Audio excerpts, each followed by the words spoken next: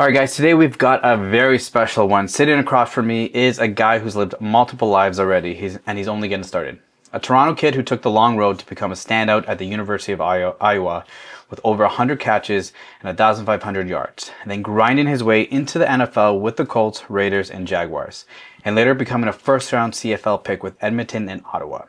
You've definitely seen this clip, the world record 41 hand catches in 60 seconds, wild, breaking Odell Beckham Jr.'s mark. But what I do love about this man is his story didn't just end with highlights or stadium lights. After football, he rebuilt himself. Today, he's a leader, an entrepreneur, working in the financial world, mentoring athletes, and hosting the Front Seat podcast, where he's helping people navigate their life after the spotlight. This is a guy who talks openly about identity, second chapters, faith, and discipline, and what it really looks like to reinvent yourself when the thing you built your whole life suddenly ends. I've been really excited for this one because I think there's so much value in hearing the real story behind the stats, the catches, the transitions, the setbacks, and the wins. So, let's run it. Ladies and gentlemen, Devon Smith. Stronger, smarter, faster, healthier, better. Hey. What's up, man? Cheers to that. Cheers. That was a long one, but that's because you've done so much. Man, I didn't think it was that much until you said it all.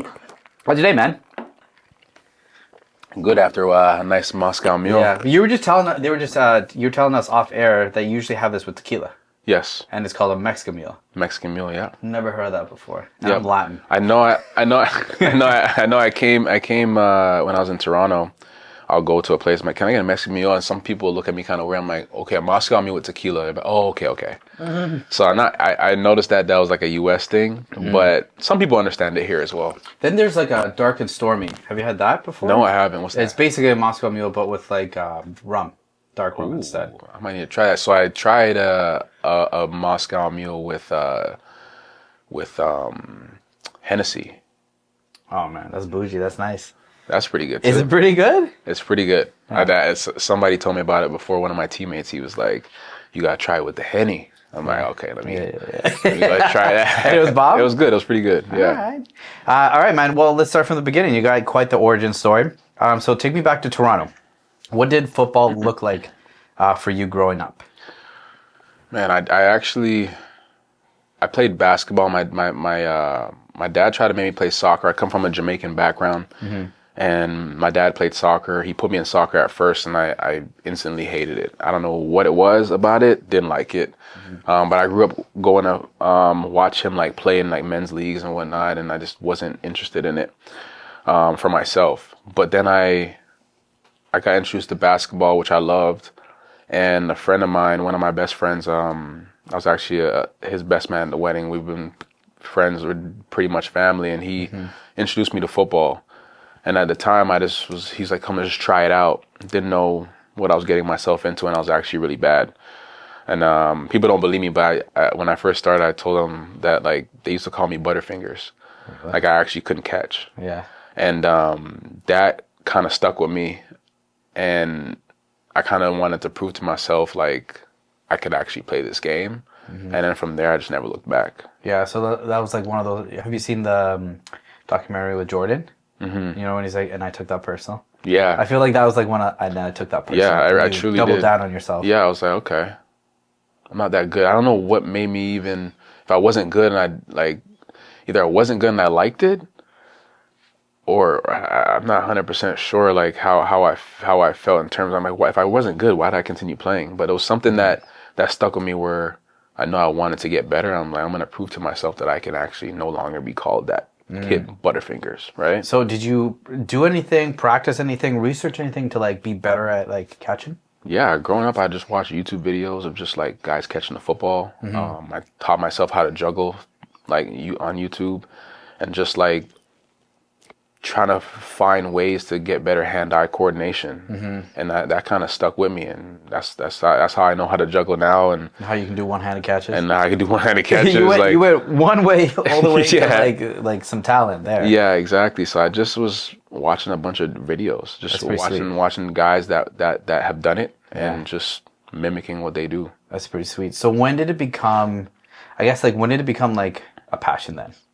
Man, I'd say like probably like when I started getting pretty good. Yeah. Which was like maybe maybe my second or third year playing. But then when it really clicked was like high school. Yeah. When I was Was there a game? Was there there was a moment where you're like, I don't know, man, I can go pretty far with this. Yeah, I would say there was two moments. I'd say when I was in the ninth grade, I went to Central Tech, and I was getting into trouble out there, but then I was like doing really well in football. And then I had a couple friends that told me like, hey, you need to come out to our school, man. It's an all-boys school, or football school. Like, we're trying to build a program. You should come over here. And then from there, I pretty much just locked in on that and started realizing like, I'm pretty good. Like, the schools were coming to see me. All the Canadian schools, I was getting letters everywhere. I was like, okay, I need to take You're this. getting a little recognition. I'm like, this is getting pretty serious. Yeah. And then when I got into the 11th and 12th grade, that's when things kind of took off. Yeah. So okay, go riffing off of that because you went to Kent School. Yes. To talk to me about that process when you got so- that acceptance. Like, how did that go? Well, it all pretty much started like when I was at Chaminade. I was playing in the 11th and 12th grade, and I wanted to, like, by that time I knew, okay, I wanted to play Division I football. At the time, I wasn't thinking like, oh, I want to play in the NFL. I just wanted an opportunity to go Division I. My dream school was Michigan State at the time in high school. So I was sending a bunch of CDs or DVDs to all these schools. I had a high school coach that's a longtime friend to this day, and he sent out maybe 100 different tapes. And a lot of these schools were saying that the competition just wasn't as good. Because if you see my highlight tape in high school, it looks like I'm just I'm bigger than everybody, and I'm just fast, and it doesn't look competitive. With certain teams that we were playing, we were just a really good football team, and a lot of the other teams just weren't that good until we got to the playoffs. Yeah. From there, since all these schools were saying, hey, we want you to, play against better competition, we started looking at options of different prep schools I can go to. Now, there were schools that were saying, hey, we want to bring you here, but we're going to gray shirt you. A gray shirt just means they send you to a school for you to either play or work on your grades, do your SATs. That way, when you're done with that, you go to the college, or you just enroll to the school and not play until you are able to be eligible to play football. Now, I was weighing out those options, and I was like, well, if I do the gray shirt, then I'm stuck with going to that school. Let me go and play for a prep school where I still can have my options open, and I'm not stuck to one school. At that time, that school was Syracuse. They're like, we're going to send you to the school, then you'll come to Syracuse after. I was like, well, what if I just go to my own school, and then you can still offer me a scholarship, and then I'll have other offers. So that's what I did. So Kent School was one of the schools that gave me an opportunity, gave me some financial aid to go to the school, and it was in the middle of nowhere. Yeah.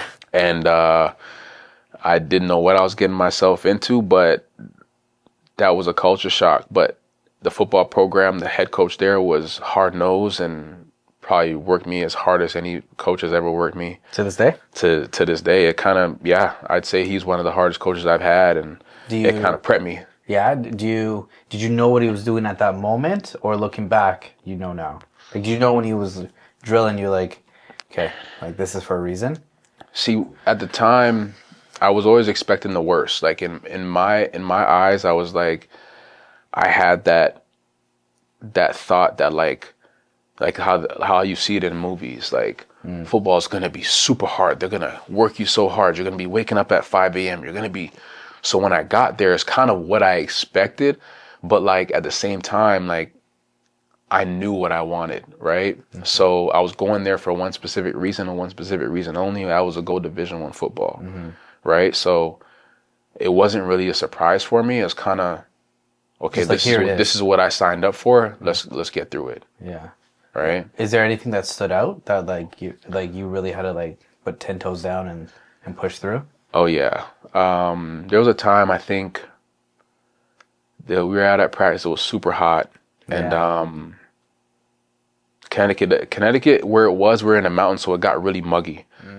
And super hot day, and the University of Connecticut UConn came to practice. And he probably worked me so hard that day. Every single play was going to me pretty much. I was super tired. There was a couple times I even dropped passes because I was so tired. And like, I knew that like that was an opportunity for me, but I was just working my ass off so much that day. But I knew in my eyes, I'm like, I know what he's doing. And like, is he trying to embarrass me? But he was really just trying to push me and show how hard I can work. And that school ended up offering me a scholarship. So it ended up working out. But like he used to work me hard. All of us.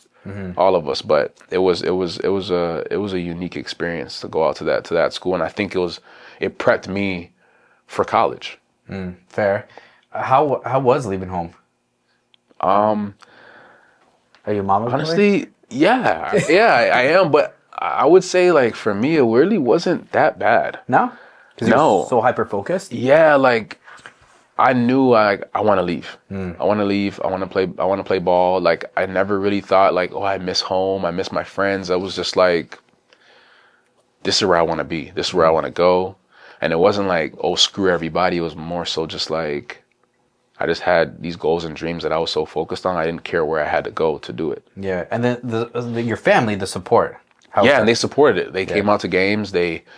I stayed in communication with everybody, all my friends, but I like I said, like I was so focused on like football where it was just like, man, I'm here and this is where I want to be. And if this is the life, if this is the life that I choose, I was never going to be home anyway. That's fair. Right? That's fair. So being in that tunnel vision, looking back now, was it a blur? Because you were so hyper-focused on everything? Or do you remember everything? Because when you're in it, you're so present. Yeah. Right?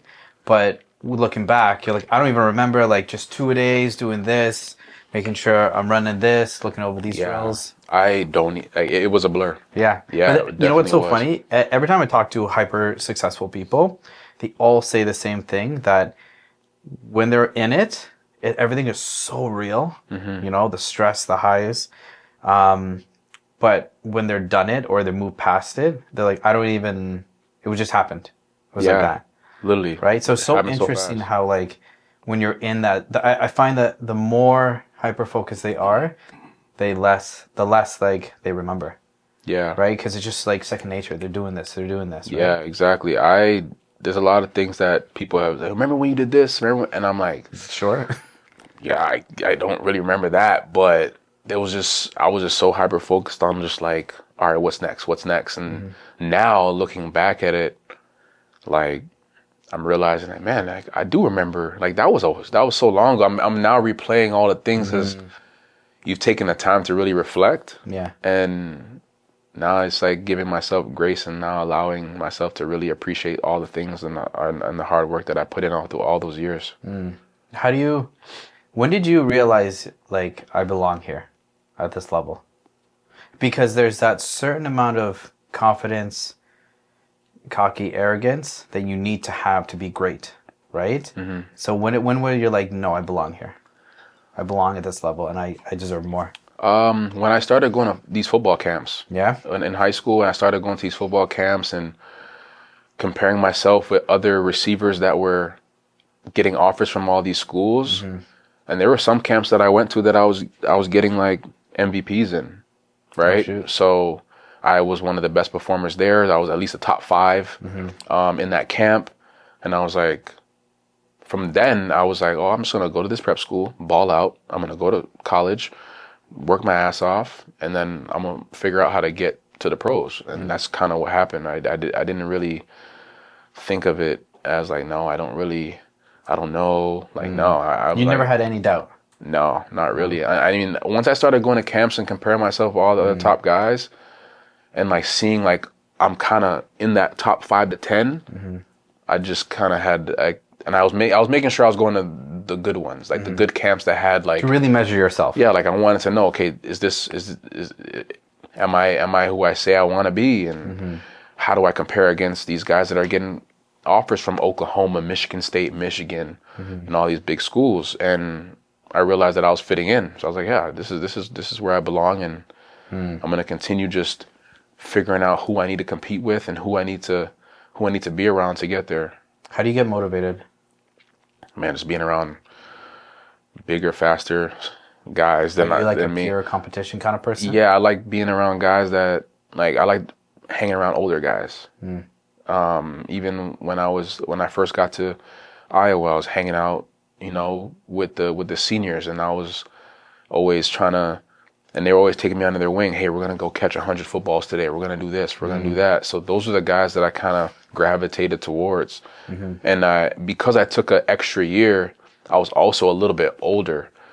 So some of the guys, like I was actually 19 when some guys were 18, and I was already 21 in the U.S. where I was allowed to kind of stay out longer rather than other guys that were still 19, 20.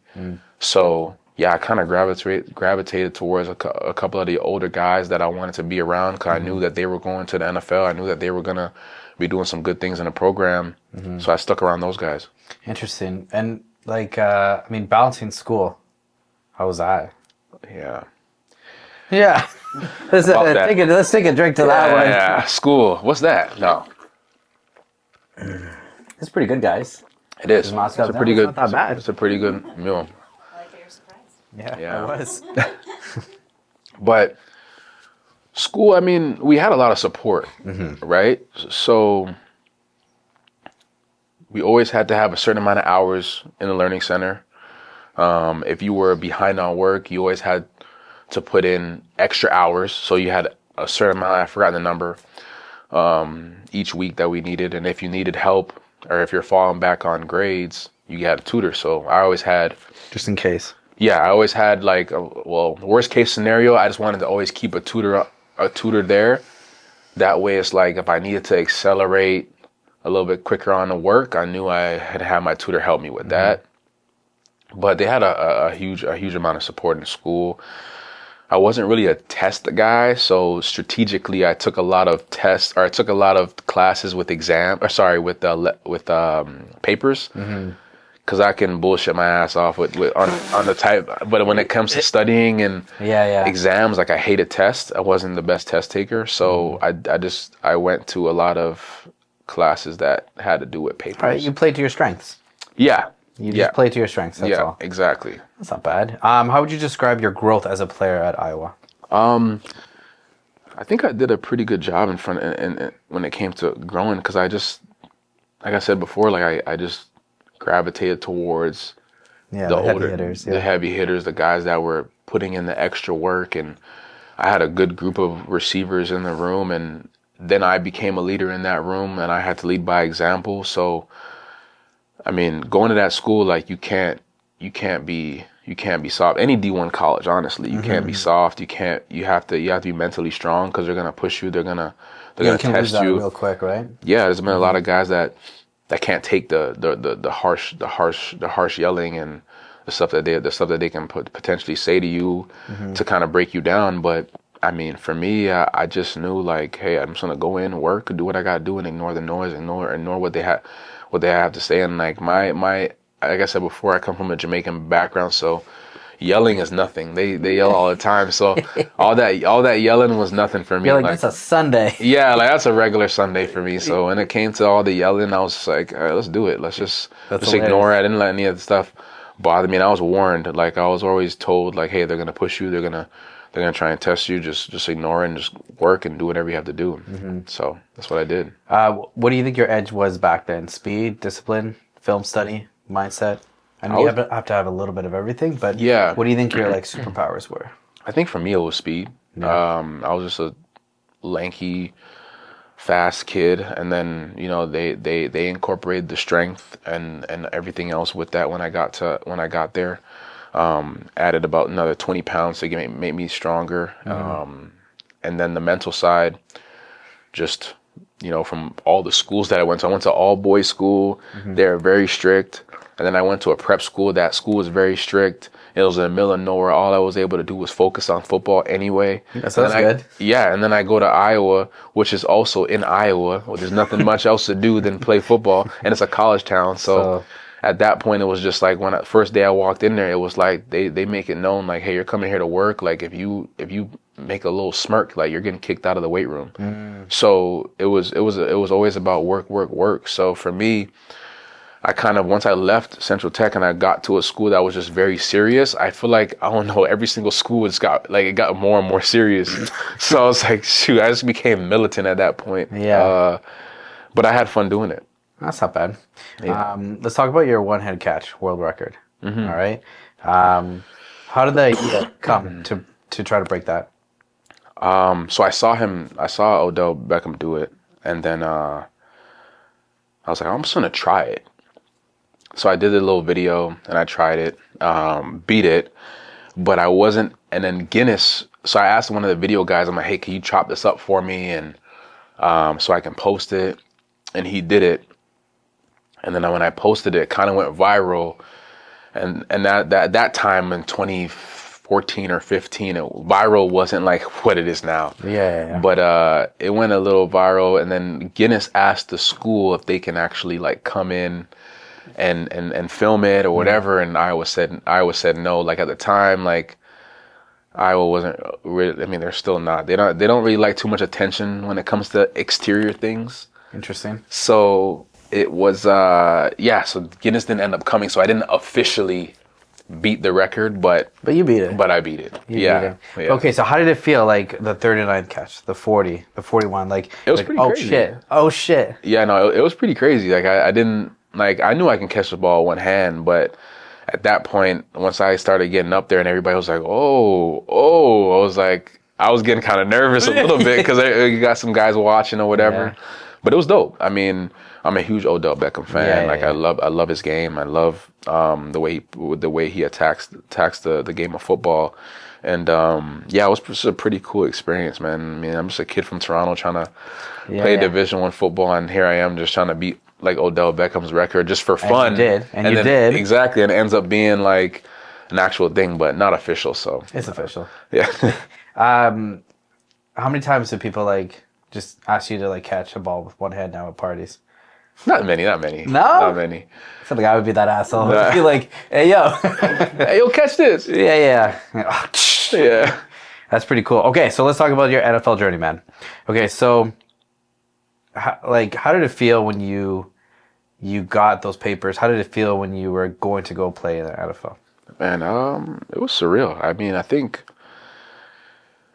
going back, like, watching all these like stars play football, like in NFL, you see like Tom Brady play, you see Eli Manning, you see Peyton Manning, I was a Cam Newton fan in high school. And then like you end up being in the facility, or first off, you end up getting calls from these teams. Like before you're getting drafted, you're getting an agent.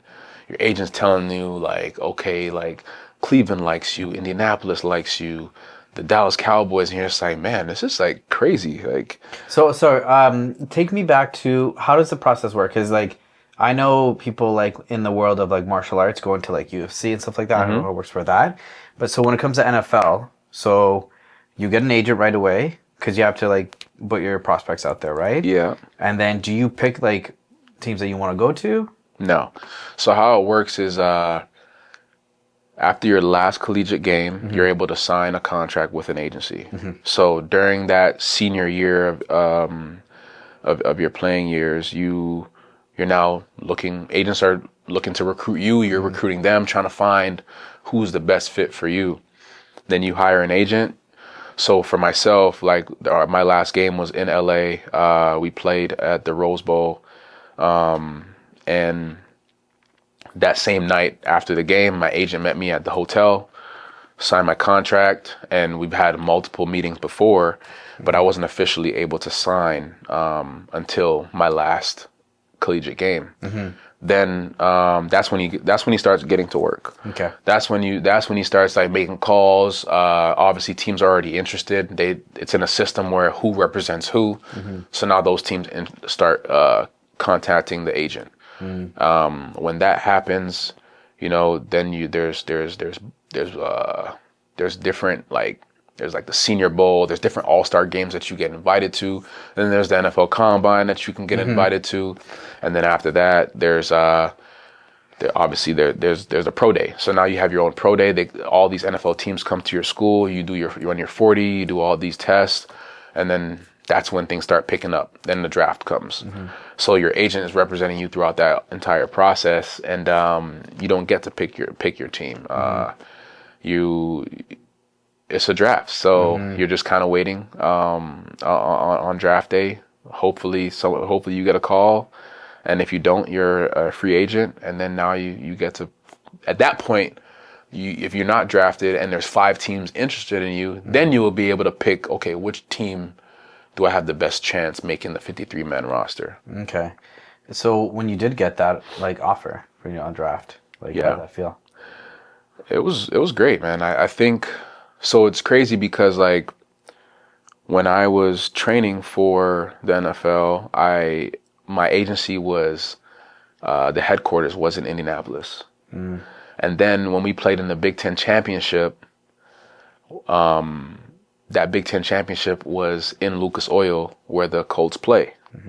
So I ended up being in Indianapolis for that Big Ten championship. Then a couple months later, basically living in Indianapolis. Then finding out before the draft even happens that Indianapolis Colts want to actually they're interested in me. So I'm like, wow, okay, well, this is pretty dope. I'm damn near gonna stay here. So before the draft, I kind of knew the Colts. I had a feeling, okay, the Colts is probably gonna be a place that I'm gonna go. They already told me hey, we're not drafting a receiver this year, but if you don't get drafted, we want you. We're gonna sign you. So I knew that if I didn't get drafted, I had a place to go. But at the time, there were a couple teams that were interested, and they said that they were going to draft me on draft day, but it didn't happen. So that's how I ended up in Indianapolis, which was amazing because, like I said, it kind of felt like I was supposed to be there. And I was already acclimated with the city of Indianapolis because my agency was there. Seamless. I was training there. I was just there in November, December, so it kind of just worked, and it kind of felt like home because, like I said, with your agency being there, you can go to games, you can go see your agent. It's right up the street from the home stadium. Yeah. So it was pretty dope. What's something about the NFL grind that people don't really understand? I would say the hours that we put in. Yeah. Guys are there from 5 a.m. to 6 a.m. till 9, 10 o'clock at night. And it's studying film, it's working out, it's treatment. There's a lot of hours you put in taking care of our bodies. And then just the travel, you're putting in all this time, you're really never home. There's been times that I'll literally just go home to sleep and I'm back at the facility. You pretty much live there. Right. And then you got guys like your Andrew Luck, which is obviously a big time quarterback. And any quarterbacks like Tom Brady, whoever, they're the first ones in the building and the last one to leave. So those guys put in countless hours. And another thing that people don't know is that especially guys like myself that are undrafted, every single Tuesday at 4:00, they're bringing in new guys to see if they possibly take your spot. That's a fight. So you're always having to fight for a spot. You always have to come at your A game, and no matter what's going on outside of football, you need to come to work. They don't care about nothing. When did you realize football's also a business? Man, seeing guys get cut every week. Yeah. Right? There's been guys that I've seen. They're there in week 2, and then I pretty much don't even notice that they're gone and I'm like, wait. Yeah. Yeah, I was gone for 3 weeks. Yeah, they brought me back, and so that's when you really realize every Tuesday and knowing that there's going to be a new person on the team pretty much every week. Wow. Because they're trying out new guys. Wow. Tell me about things that you learned during your time with the Colts, the Raiders, Jaguars. Is there something that you picked up from each? Yeah, I think from all of them is just try to keep the emotion out of it because at the end of the day, it's a business, right? They're doing what's best for them. They don't really care about what you're going through. It's all about numbers. It's all about, does it make sense for them, right? So with all those teams, I mean, I ended up basically saying like, I remember telling a teammate that like when you're not playing or when you're a free agent, like you could be in a dark place because you don't know when that next call's gonna come. Kind of like in limbo. You're kind of in limbo. You don't know. You're kind of just like, okay, what am I gonna do? And at that young age, at like 22, 23, you're not really thinking about like what am I gonna do next. Like you're thinking like I just got to the NFL. I'm gonna be playing in the league for 5, 10 years, but it doesn't always work out that way. Some guys only played one, thinking they're gonna play 10. So you got to understand that like, this is gonna end, and you have to be okay with that. But you also got to do whatever you can to stick. So you got to put in the extra work. You got to put in those extra hours, and show that you want to be there. Did you think like that? I did. Yeah. I did. I know there was a coach my rookie year. He said you always want to stand out every day in practice.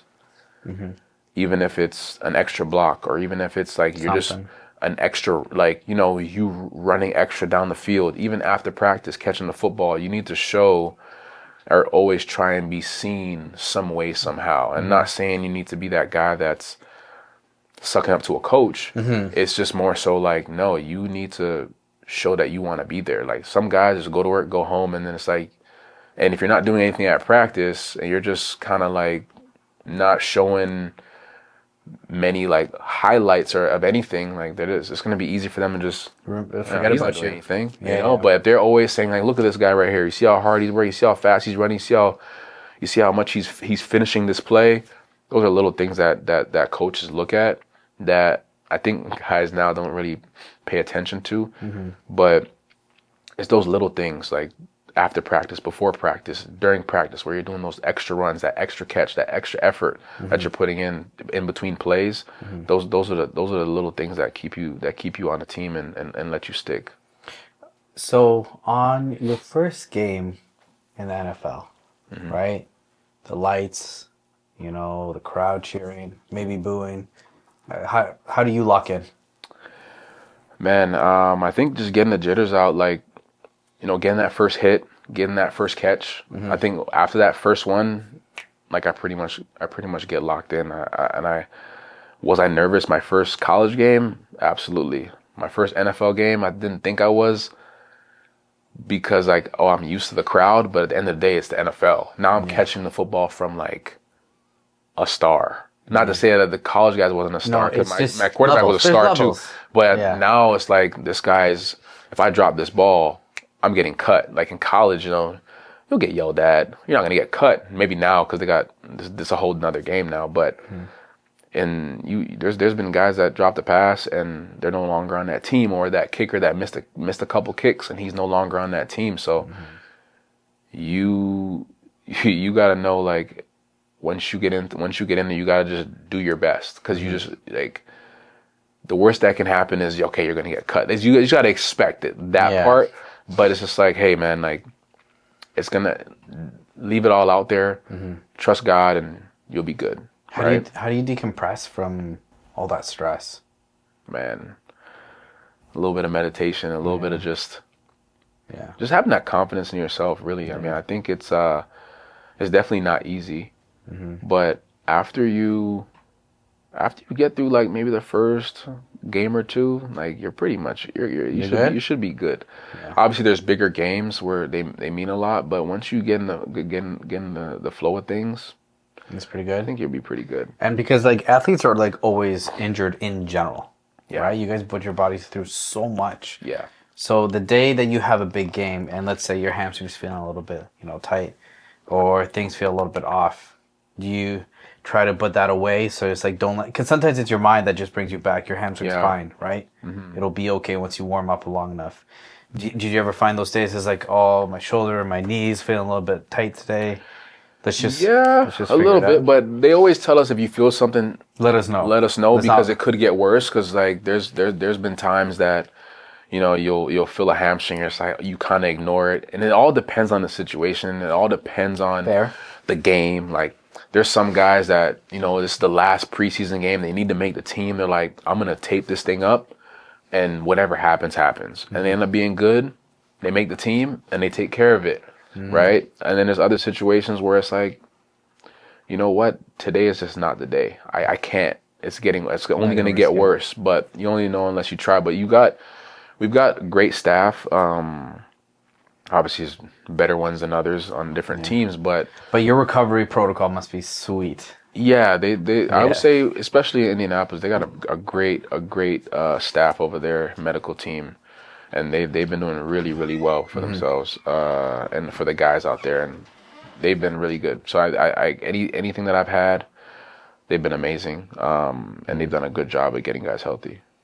How much trash is talk on the field? A lot, Yeah?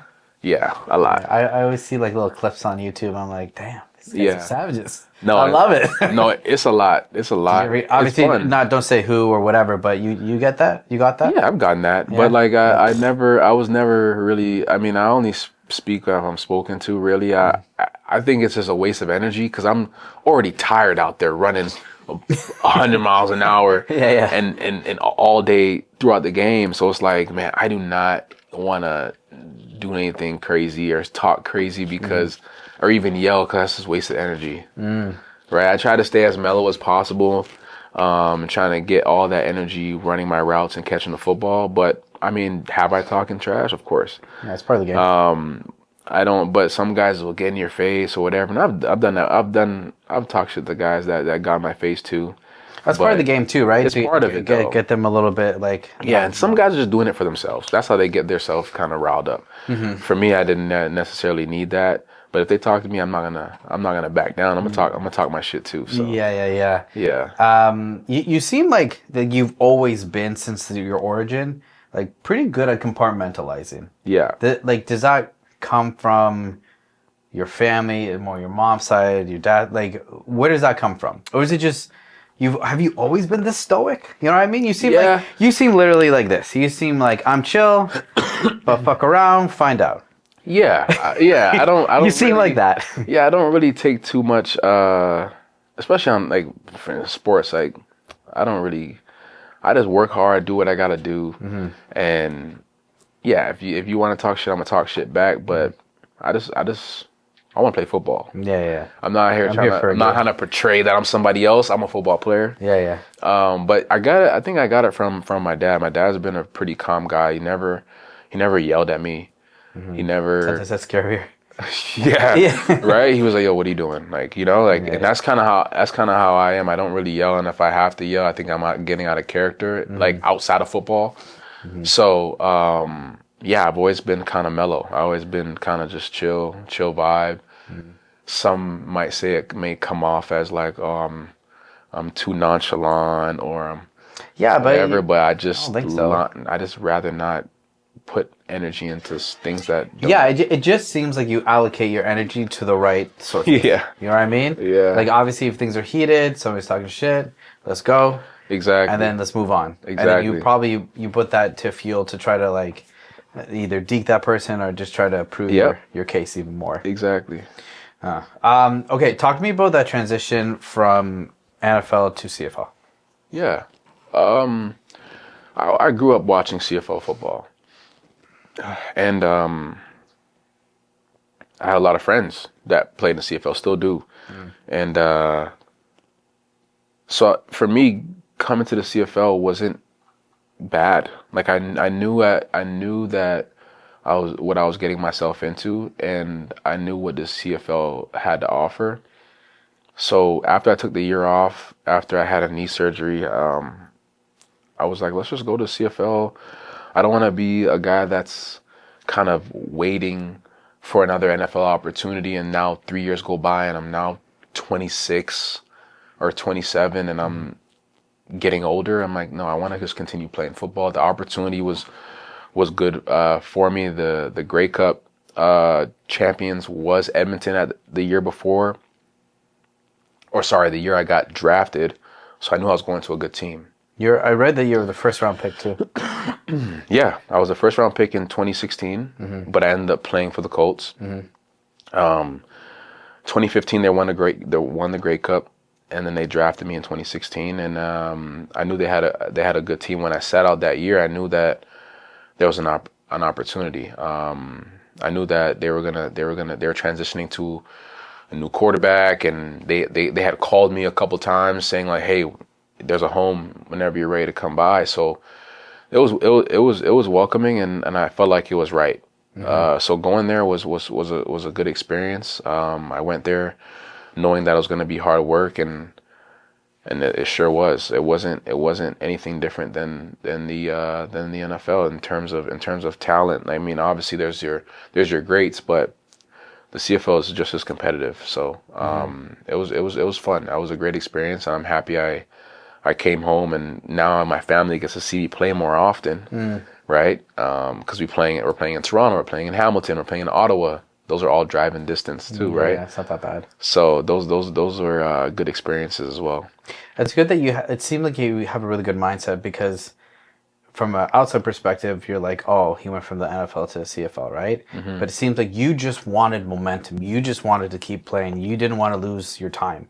Yeah. Right? Which is, I think, I respect that kind of outcome, because you said before, like, maybe I'll wait a year or two, and then maybe you lose more time, and now you said you were 26 or whatever at that time, if that happened. Yeah. And it seems like you just wanted to play. Yeah, and honestly, like, time is also money, right? So the more years I sat out, it's kind of like, okay, well, I couldn't negotiate a better deal in the CFL. So it really just depends, right? So for me, it's like I had the momentum, I just got hurt. Okay, cool, let's sit out the year. Edmonton calls, I say no. The next year, I say no again.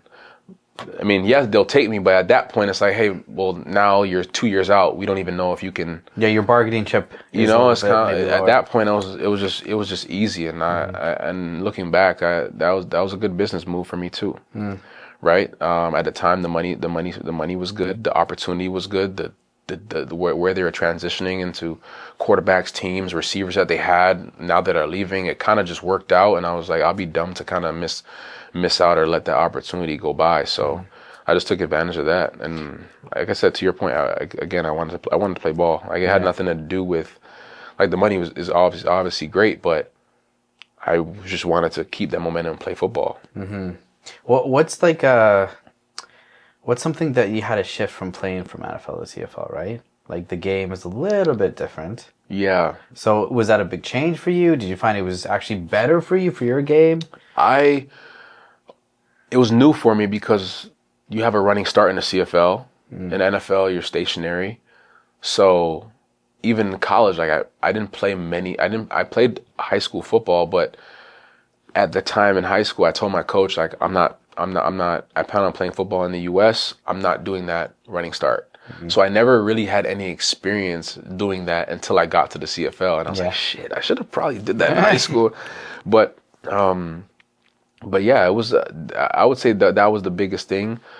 Obviously, the field's wider. Everything happens a little bit slower. Yeah. Because so I couldn't rush. I was so used to just running fast, boom, boom, and just getting open, as opposed to, like, letting the play kind of happen and migrate. So, like, that was the difference for me, to actually let the play kind of process. Things are a little bit slower. You have to take more time. The quarterback is not going to get the ball get there as quick. So you have to make sure you get your depth so that the quarterback can get the ball over to you. Because if you break out too early, the corner is gonna end up getting a hang of you, and now he can't throw the ball, and now he's gonna throw an interception. So it's a different game. When things get wider and bigger, obviously you have to slow the game down a little bit. So I would say those are the biggest things for me. What's a favorite CFL moment that you have? I would say my first touchdown. Yeah, my first touchdown, my first start. Technically, I guess technically I didn't start, because here's a crazy story. I actually was supposed to start that game. Technically, I'm a rookie, so in the CFL. So the day before, I end up going to the bathroom, and we have a walkthrough. So all the guys go out, and it's at a certain time. So I go to the bathroom, and then I hear everybody tussling, running outside, because they're running late. And I'm like, why are these guys running outside? So now I end up leaving the bathroom, going outside, and I was late to the walkthrough. And the coach is like, well, yeah, you're supposed to start tomorrow. So now I'm going to have to, like, basically suspend you for, like, the first drive of the series. So it's supposed to be my first start. Don't end up starting. So somebody else ended up starting that game, and I sat out for like 3 plays. But that same game ends up being my first touchdown. And I end up, I was kind of pissed off, but I ended up balling out that game because I was pissed that it wasn't starting. And yeah, it was a great game, and played against the BC Lions, and I had my first touchdown, and it was fun, man. The support was dope. I like one of my like longtime football friends was also my teammate and my locker buddy. So he was the first one on the field running down the sideline, and it was a pretty dope experience. It was a home game in Edmonton too, so that was dope. And that was like my welcome to the CFL moment, which from there kind of just took off really in that season.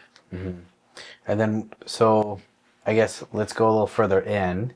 When did you start feeling like mentally like retired? Like, when did you start, I gotta look at other things? Right? Because you're a very smart guy. Yeah. So there's no way that you didn't like, let's start thinking about a little bit like more ahead. Well, right before I went to the CFL. Yeah? 2018.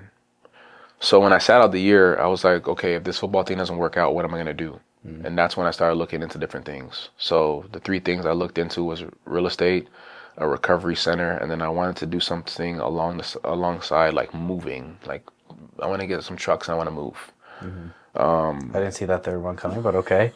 Yeah. Moving. Like, I was thinking something lucrative. Something business. Yeah, I was like, okay, let's do a moving company. Yeah. Right? So I did, I wrote all those things down. When I got to the CFL, obviously the wage is a little bit less in the CFL. So I was getting paid decent in the CFL, so I didn't have to work a second job in the off season, but a lot of the guys did. And I realized that a lot of these guys were very like hands-on with what they were doing outside of the game. But because I was looking into like real estate and all that stuff, I started asking questions to guys in the locker room, like, "Oh, what are you doing? What are you doing?" Because everybody was doing something, because most of them had to. In the NFL, none of them really have to do anything because they're making Pretty good $500,000 money. or more, right? And they're not necessarily considering like too many business opportunities, especially at a young age. So 2018 is when I kind of thought about it. 2019 is when I was like, you know what, I'm gonna buy my first property. And that's kind of how that real estate journey ended up starting. 2021 is when I got a truck, and I put my brother in the truck, and we started partnering on that. And then throughout that time, started getting some more real estate, and then started getting into different business opportunities. And that's kind of what got me into that. But it all started in 2018 when I got hurt, and I was like, well, if this knee doesn't get right, what am I going to do? And what was your last season? 2022? No, 2023. 2023 is my last season. 2023. And did you know it was going to be your last season? No. How was it? Did you, at the end of that season, you're like, okay, like, now it's for like because this goes on to the next question. I saw that you wrote that you only die twice, right? And like, so that second life of like football, how was that? Like, were you ready for it? I was ready for it, but I also didn't know I was gonna do that. Like, after that season, I didn't know it was my last. Yeah. 2024 was where I was, okay, am I gonna play? Am I not gonna play? I still plan on playing. I was training like I was gonna play, but it had to do with where I wanted to play now. I was like, well, you put in that time. Yeah, I put in the time. I know I don't want to go back to Ottawa. I will, maybe not. It really just depends on the situation. I was communicating with them. Didn't really like the contract negotiations, so I was like, okay, well, I'm just gonna sit out until somebody actually needs somebody, right? Because like during training camp, your body goes through all that stress, and I was like, well, let me just not do training camp. Let me just train, and during the season, somebody can potentially sign me, which happens all the time, right?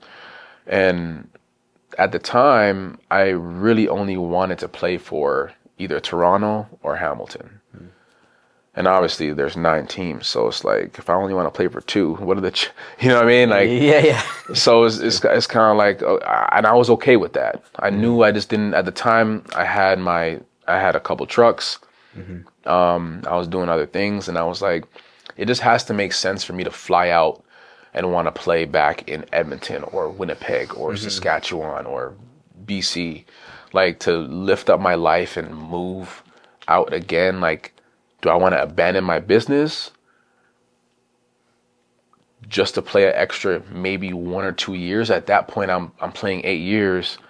I wanted to get to 10, but I'm like, it has to make sense. It has to be worth it.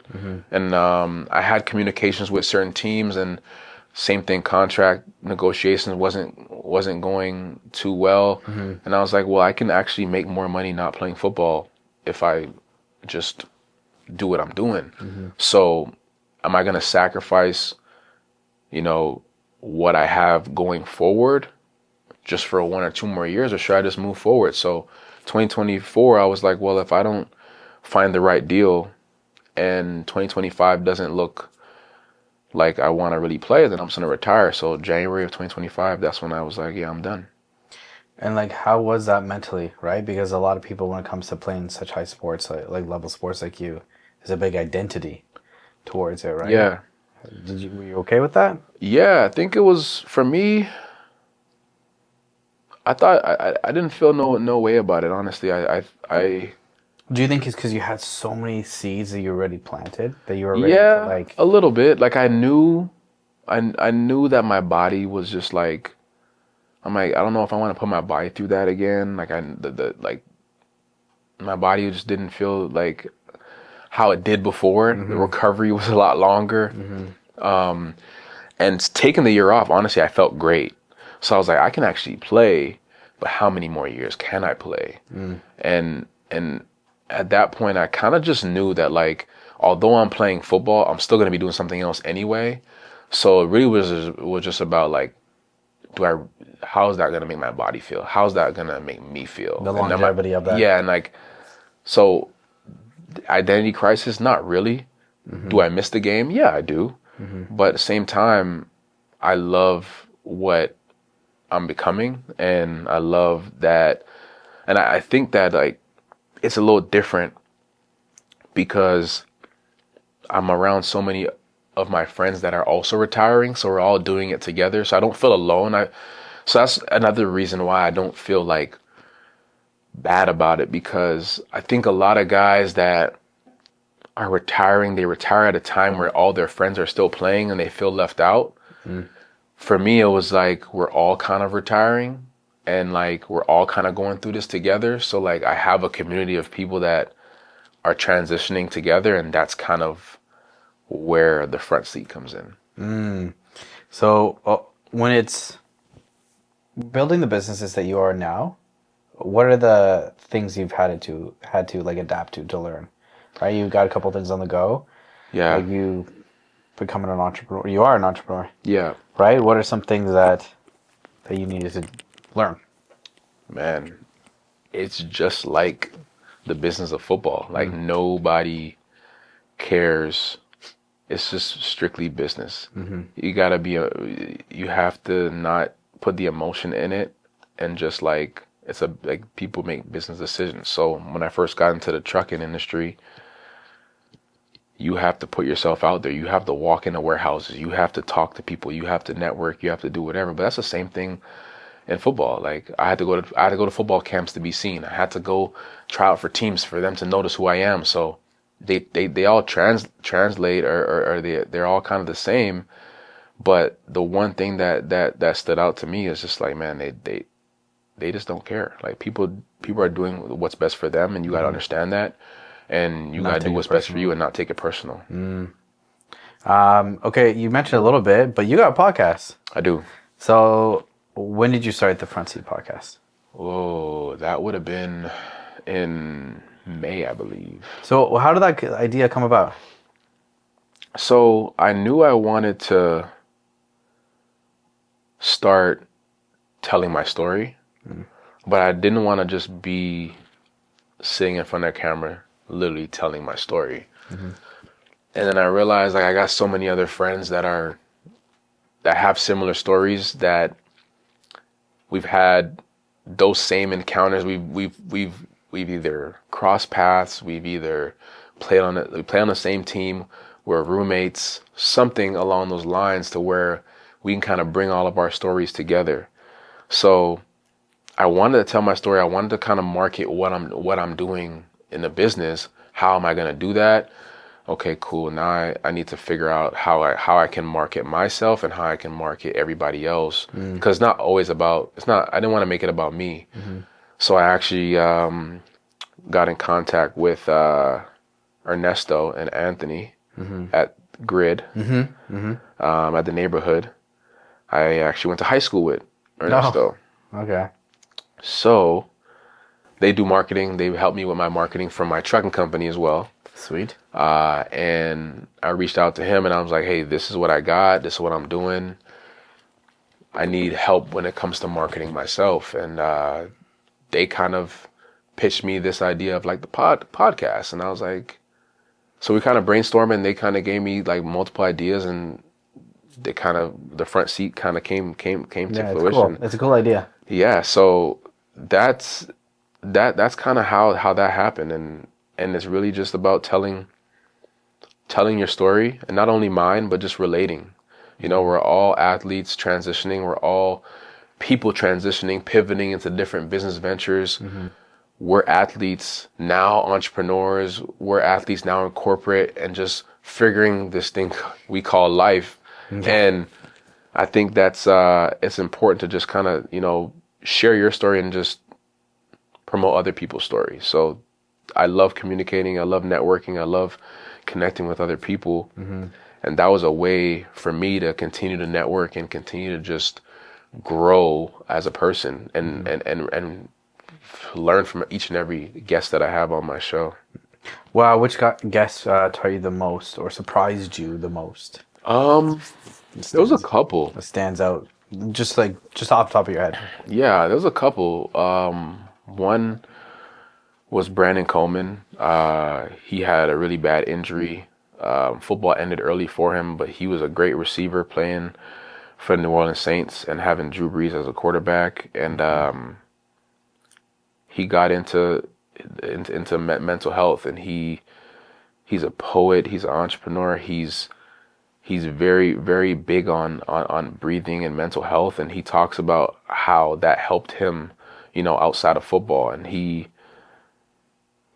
part of a community that I'm also a part of called the Pro Athlete Community, and we meet every other week, and we go through like breath exercises and talk about our mental health and talk about what we're going through and how we're feeling today, and really just getting into how you feel today and how you are approaching your day. And then another guest was a lady by the name of Teal Henderson. She helps a lot of NFL guys with real estate, and she has a huge clientele for so many different NFL guys, big names, and helping them, you know, having Starbucks or Chipotle become their tenants, which is pretty cool. So those guys are doing really well outside of football while they're playing. And there's so many, she talks about so many different things that guys can be doing outside of the game, right? Even like I said, while they're playing. So those were two. Obviously I had Jason McCourty. He won a Super Bowl with how's that? With Tom Brady, which was pretty dope. Played 13 years in NFL. Nobody really plays 13 years in NFL. Once you get past 10, you're like golden, you know? So yeah, those are three top guests. And I got to interview my roommate. He played in the NFL for the Vikings. So many guests. Like there's so many great speakers. Yeah. And I shout out to the Front Seat Podcast. No, I appreciate that. Shout out to them, man. Give them a follow. Yes. Follow the Front Seat. Yes. What pattern do you see for people who transition to different parts of their life well? You know, what do you see in these people who are transitioning well to different businesses, different teams, whatever it may be, that they all share that like this is the reason why they're successful?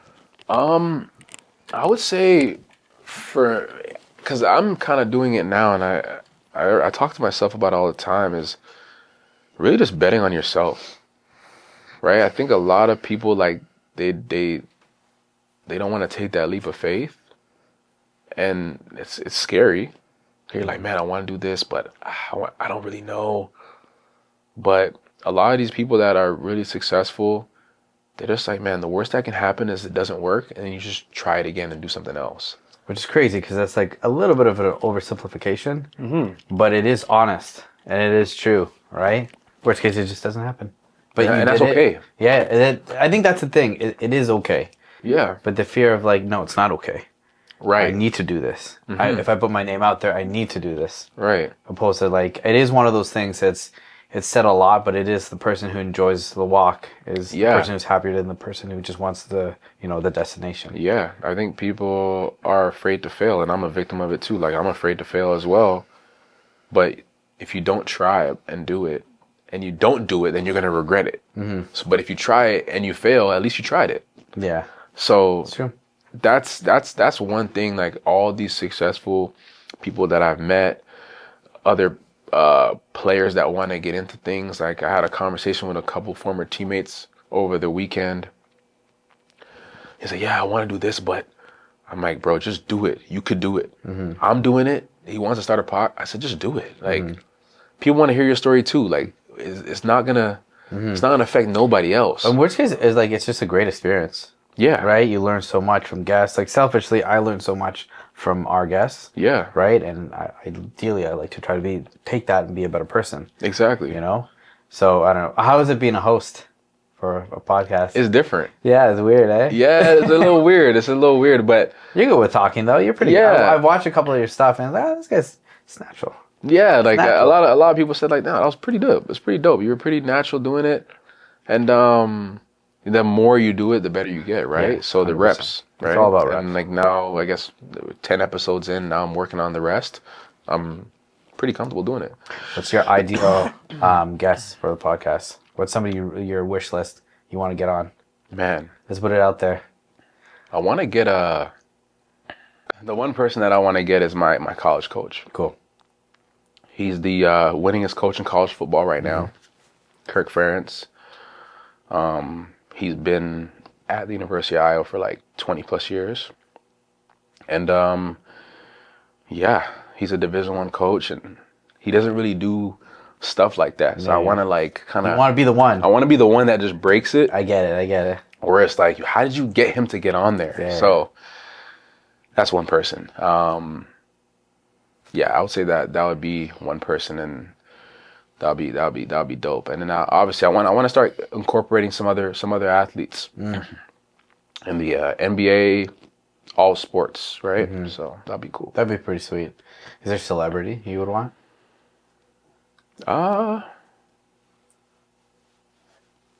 Yeah, I would say. I mean, I would love to have like a Chris Brown or a Drake or You get Drake. like a I don't know if you can get Steve Rizzy. yeah. I don't know. We'll see. No, but I would love to get even some female artists, like right? That'd be cool. Different perspective on that. Different perspective, female athletes. That would be sick. Some WNBA. I would love to get Caitlin Clark. That would be cool. dope. She's also an Iowa alum like myself. So Okay, so maybe you got that little connection there. yeah, so that would be dope if I can get her on there as well. That'd be all right. So what does your training look like now? Training? Man, I it's funny because I was texting one of my boys, and I'm like, hey, I need you to start training me to run, because I'm gonna probably do High Rocks in the new year. No, fucking High Rocks. I hear about this shit. It's good.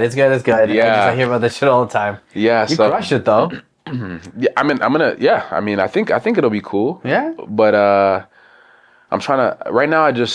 I train like I like to work out. I like a couple times a week, but I'm gonna turn it up a notch going into the end of this month, going into December, January. That's pretty cool. So I'm excited about that. So that training's gonna be. I'm gonna take that serious. I'm gonna document it too. Oh yeah. Yeah, I'm gonna document my entrepreneurship fitness journey. Love So that's gonna be cool, just to put it out there, because I know a lot of people want to get into fitness and health and wellness. So I want to do some things with other people, whether they're run clubs, whether they're recovery centers, where I can throw little events and stuff where it has to do with health and wellness and that space. So yeah, I'm excited about that. So I'm gonna turn up a notch when it comes to this training stuff for sure. Love it. Outside of business and podcast, like what else fills your cup? You know? Man, family. I love watching TV shows. Yeah. I love. What were you watching right now? I'm watching this one show called Reasonable Doubt. I don't know that It's one. on Hulu, but it's a pretty good show. Yeah. Like a lawyer is trying to defend somebody that killed somebody that he was having a affair with, and it's a whole. Wow, you watch some of these like dramatic. Yeah, I stuff. like a little drama. I watch Power. I love Power's sick. But there's so many different like seasons and books. Yeah, I got all of them. I watched all of them though. Oh yeah? Yeah, every single one. Okay, never mind. I watched. Yeah, I'm caught up. Oh, okay, Yeah, wow. I'm caught up with every single one of those. What else am I was a Prison Break guy for a while. I watched a good amount of. I like these little shows like that. But I like just being at home, man. I mean, I'm not really a nature guy. I'm a city boy. Like, I love to kind of hang out, sit at a bar and just hang out. I love to just chill.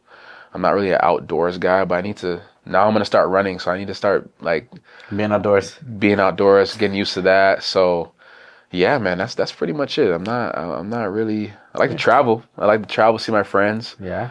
go on vacation. That's pretty dope. But yeah, So these new younger athletes, Yeah. what would you suggest for them to do differently, or what do you see that they're doing differently that you want them to kind of rehone in? Like, what do you think? so social media is very like in all of our lives, very much more than it was way back 10 years ago. And I think a lot of kids are so worried about what it looks like on Instagram rather than the actual hard work, because there's so many guys that they got they're making things look great on Instagram, or making these workouts look good on Instagram, or all these like agility drills that don't actually translate to the football But field. they look flashy. But they look very flashy. They look good. They look good. And I think some guys are not focused on the actual basics and the fundamentals of football. And they're too worried about all that. So, I mean, I've heard Tom Brady say it actually before, like, you're putting all this pressure on these kids that have all these followers and they're big time out of school and there's not much development. Like he mentioned, a lot of these kids not starting right away. A lot of these kids, just because they have 100,000 followers, they think that they're the best player on the field, and they're not. And I think a lot of guys, some of them get humbled, but I think a lot of guys need to focus on the actual fundamentals and what translates on the football field, as opposed to worrying about what looks flashy on Instagram. That'll give you the followers, but it's not going to get you on the team. I mean, it's different, but it's same. I feel I have the exact same thought process when it comes to like trainers. Like trainers online, they do this flashy exercise, whatever, but like nothing will ever beat the foundations. Nothing at And then all. you build off of it, and it's all about Exactly. intensity and progression, Yep. right? And I do agree with you. The whole social media thing's kind of ruined how people feel about that kind of Yeah. stuff. You got to use it the way to For your sure. advantage, of course. For sure. But, just because you're this guy on social media doesn't mean that you're going to go on this team and be the best. Like, don't let that stuff fool you. There's these guys that don't have no followers that are ready to take your spot, that don't have nothing to eat and They're hungry. and are hungry, yeah. right? So don't get that twisted, because there's guys that are ready, right? That's fair. What's next for you? Man, I'm a business advisor, so I got my license to sell like life insurance and investments, and I use the front seat to connect with players and talk about what's next and what they're doing during the game. And for me, I'm also building a supplement brand with some friends. Yeah? I am. Yes. Oh. So we are. So yeah, I'm doing that, and that's kind of what's next. So my primary is being that advisor, being that life coach for the athlete, former teammates that are looking to get into other things. I kind of want to be the guy that they can call to, hey, I want to get into real estate. I want to get into accounting. I want to get into supplements, podcasting, marketing. I want to be the guy they can call, and I can put them in the right direction. You want to pave the road for them. Yeah. So I mean, I've been in different rooms. I've been in their shoes, and who else would there to be like to help them and guide them throughout that process of what, even while they're playing or even after the game. So that's what's next. And like I said, working on a supplement brand with some college friends that cool, I'm super man. excited about. And that's looking to launch in 2026 sometime. That's pretty. Oh yeah. Yeah. Okay. I'll be waiting. Yeah, it's been 6 months, so we're looking. It's a long process. Yeah, it's a process, definitely. Especially if you do it right. Exactly. Especially If you want to do it right, it takes some time. Yeah, obviously, you want it to be NSF Sport approved, so you can it can be in the NFL and all the other leagues. So yeah, that's what's next, and I'm documenting the journey of me being an entrepreneur and getting into this fitness journey post football. I'm thinking about calling it like the reset. The next chapter, the reset of what happens after that football career. Now it's been a full year. Going to be a full year of no football at all. And now we're on to that next chapter of who I am and who I'm becoming and who I'm helping along the way. What's your Mount Rushmore of football players? The best of the best. Man, gotta go Jerry Rice. Jerry Rice, Randy Moss, and then your Tom Brady's of the world, right? Those guys have been up here and showed how hard it is to get up there, and then even after the game, they've created something that you always kind of want to follow. Like, they're getting into other things, they're motivating other people. I mean, Randy Moss was just was fighting cancer as well.